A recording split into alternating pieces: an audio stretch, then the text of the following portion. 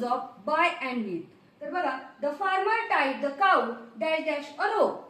शेतकऱ्याने गाय बांधली, पण कशाच्या साह्याने किंवा कोणतं इन्स्ट्रुमेंट वापरलेलं आहे? रोप म्हणजे दोरी. ज्यावेळेस इन्स्ट्रुमेंट आणि टूल आपण वापरत असतो त्यावेळेस विथचा वापर करतात.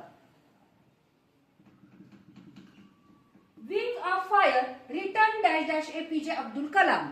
जेव्हा कर्ताद्वारे क्रिया होत असते त्यावेळेस कर्ताच्या आधी बाय वापरला जातो, म्हणजेच पॅसिव्ह व्हॉइस मध्ये बाय वापरला जातो. I learn this dash dash practising.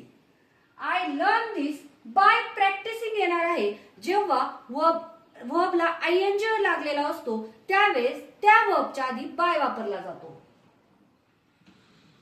I learn this by practicing. मी प्रॅक्टिसद्वारे हे शिकले असं म्हणतात, म्हणजे बायचा इथे द्वारे हा उपयोग झालेला आहे. I broke the wood dash dash hammer. आता मी लाकूड कशाच्या साह्याने तोडलं, कोणतं इन्स्ट्रुमेंट वापरलं आणि कोणत्या इन्स्ट्रुमेंटची मदत घेतली? तर हॅमर म्हणजे इथे विथ येणार आहे. I open the door dash dash fear. I open the door म्हणजे तिथे इमोशन्स आहे, सॅडनेस, हॅपीनेस, फिअर म्हणजे काय असतील, लव्ह अँड अँगर, हे जे इमोशन्स आहेत त्यावेळेस आपल्याला त्याआधी विथ वापरायचा असतो. I open the door with fear.